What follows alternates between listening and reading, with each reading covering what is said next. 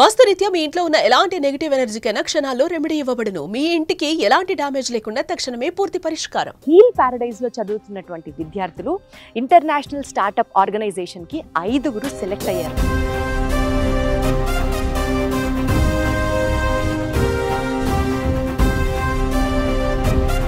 మా టార్గెట్ వచ్చేసి ఈసారి అట్లీస్ట్ ఒక 70 రూరల్ పీపుల్ని మన కాన్ఫరెన్స్కి తీసుకెళ్ళాలని చెప్పేసి that is target. First of all congratulations.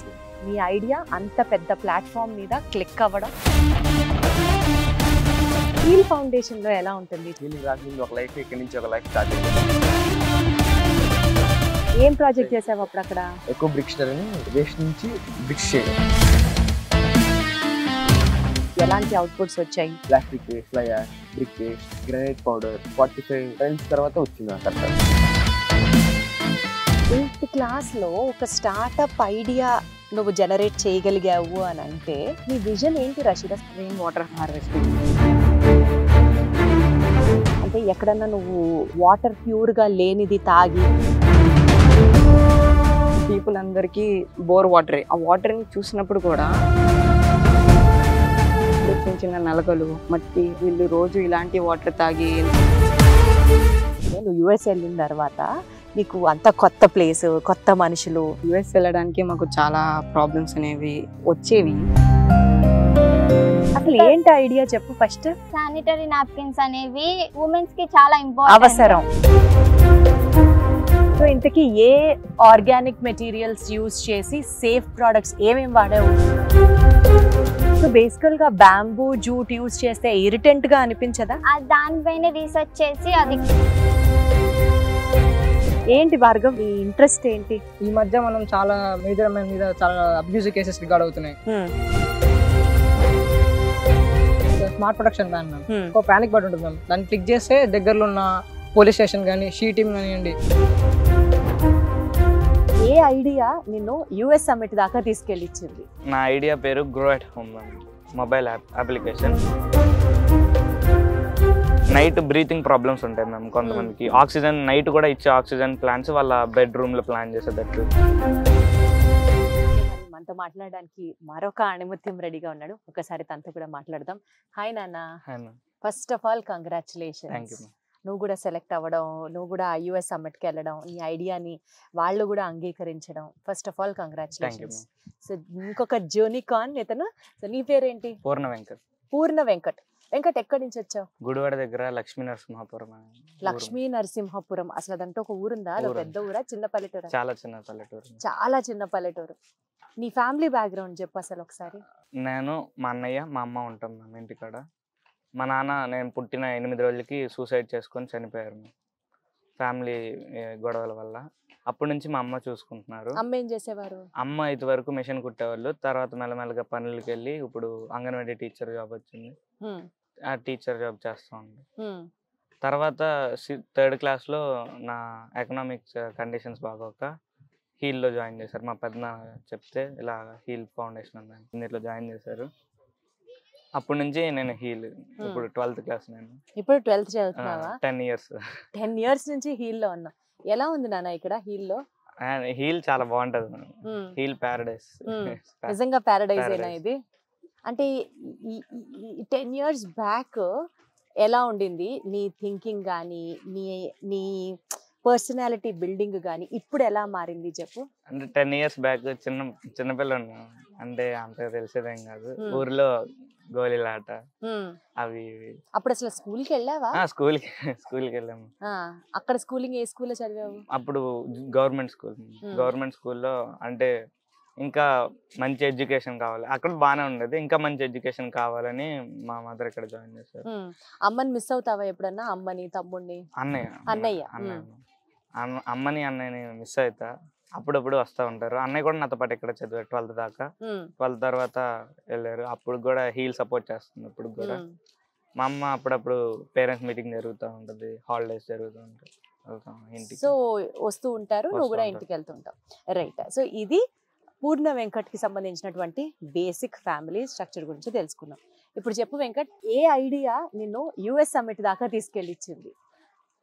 నా ఐడియా పేరు grow at home mobile application. Grow at home which combines artificial intelligence and augmented reality. అది ఏం చేస్తుంది అంటే నార్మల్గా మన సిటీస్లో గ్రీన్ స్పేసెస్ ఉంటాయి, లిమిటెడ్ గ్రీన్ స్పేసెస్. కొంతమందికి హెల్త్ ఇష్యూస్ ఉంటాయి, వాటికి రెమెడీస్ వాళ్ళు ఏం తినాలి వాళ్ళే అంటే తెలియదు. నేను ఈ రెండింటిని కలిపి ఒక చిన్న అప్లికేషన్గా చేశాను.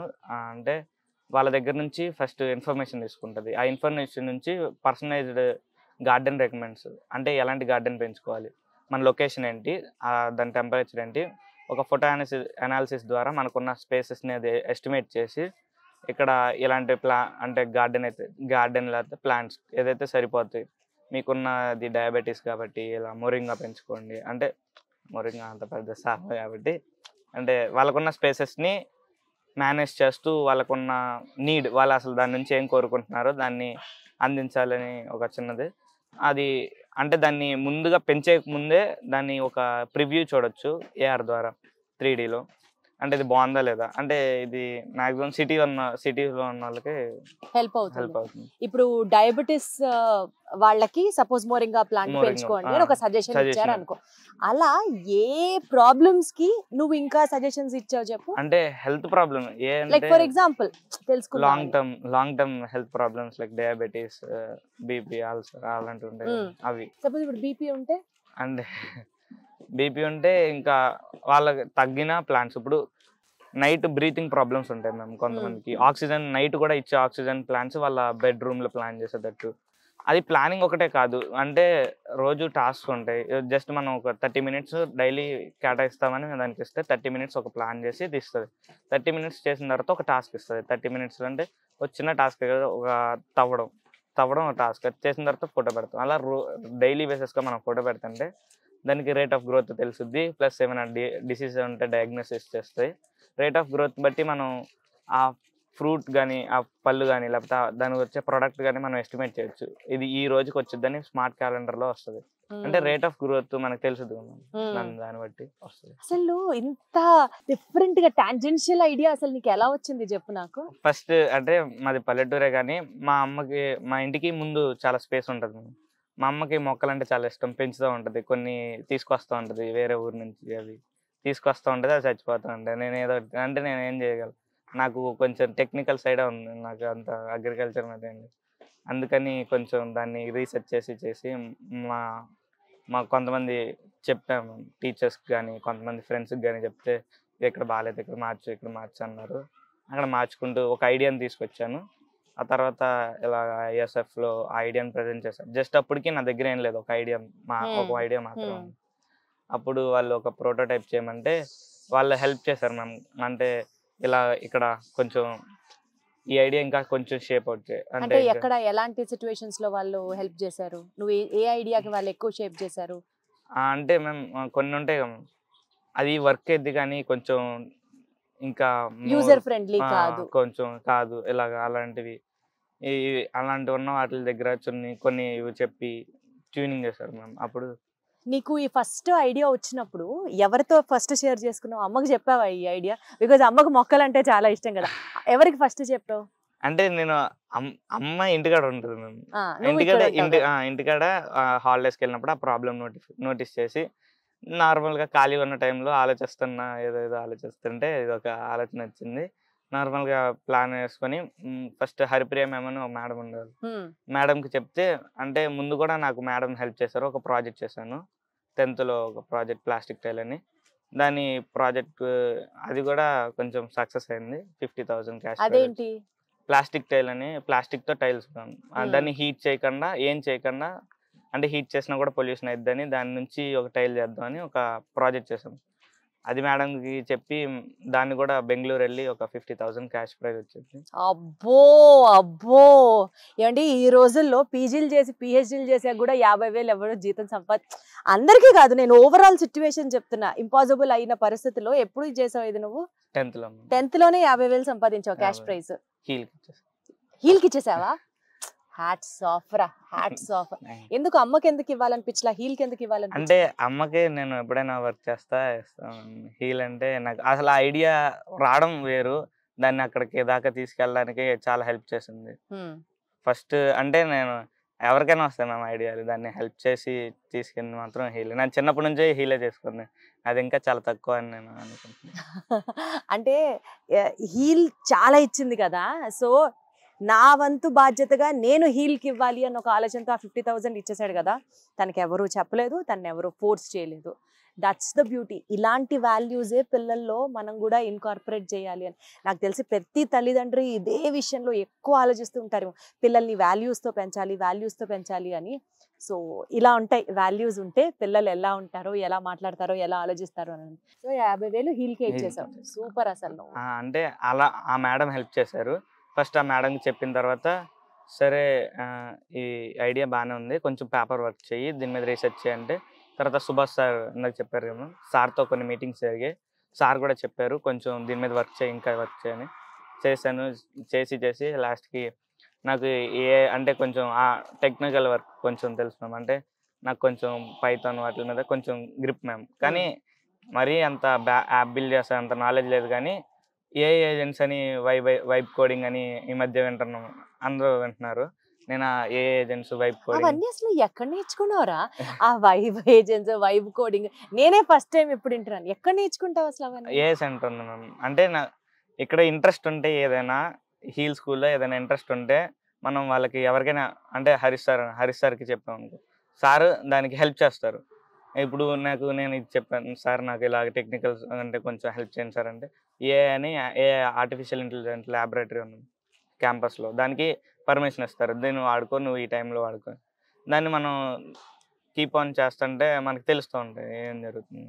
సో లక్ష్మీ నరసింహపురం నుంచి మొత్తానికి డాలస్ దాకా వెళ్ళావు. ఏది బాగుంది చెప్పు? లక్ష్మీ నరసింహపురం బాగుందా, హీల్ బాగుందా, అమెరికా బాగుందా? అమెరికా, హీల్ ఊరు. నాకు ఒకటి అర్థమైంది ఏంటంటే, హీల్ పిల్లలతో పెట్టుకోకూడదు, ఇలాంటి కాంట్రవర్షియల్ క్వశ్చన్స్ అడగకూడదు, ఎందుకంటే వాళ్ళ ఆన్సర్స్ ఇంకా చాలా మెచ్యూర్డ్గా, చాలా షార్ప్గా ఉంటాయి కాబట్టి. బట్ ఎనీవేస్, సో నాకు అర్థమైంది దాని ప్రకారం నీ ఐడియా వచ్చేసి, ఎవరికన్నా హెల్త్ ఇష్యూస్ ఉంటే ఆ హెల్త్ ఇష్యూస్కి సంబంధించిన యాప్, అది వాళ్ళు ఒక యాక్టివిటీని ఇవ్వడం జరుగుతుంది. మన డీటెయిల్స్, మన ఇన్ఫర్మేషన్ అంతా ఇచ్చిన తర్వాత దానికి తగ్గట్టుగా నేచురల్ రికమెండేషన్స్ ఏ ప్లాంట్ ప్రాంతాల్లో ఉంటే మీకు అది హెల్ప్ అవుతుంది, హెల్త్ బెటర్ అవుతుంది. నాట్ ఓన్లీ హెల్త్ మ్యామ్, ఇప్పుడు నార్మల్గా మీ ఇంటి కాడ మొక్కలు ఉంటాయి, దేనికి ఒక ఆర్నమెంటల్, అంటే ఎందుకు ఏదో అందంగా ఉంటుంది పెట్టుకుంటే, దాన్ని అది పర్పస్ తెలుసుకొని పర్పస్ దాన్ని బట్టి మన అది హెల్ప్ చేస్తుంది. ఓకే, సో మనం ఇప్పుడు ఒక గ్రాసరీకి వెళ్ళినా, లేకపోతే ఒక డాక్టర్ దగ్గరికి ఏదైనా ఒక ప్రాబ్లంతో వెళ్ళడం, ఆ హెల్త్ పరంగా అది అవుతుంది. దీని యాప్లో ఏంటంటే ఏ పర్పస్ అయినా సరే ఆర్నమెంటల్గా సజెషన్స్ ఇస్తుంది, హెల్త్ వైజ్ సజెషన్స్ ఇస్తుంది, అంతే కదా. సో గార్డెనింగ్కి సంబంధించి ఐడియాస్ ఇచ్చే ఒక యాప్ని బిల్డ్ చేయడం జరిగింది. సూపర్ నాన్న, congratulations, all the very best. నీకు మంచి భవిష్యత్తు ఉండాలని కోరుకుంటున్నాను. Thank you. God bless you. Thank you.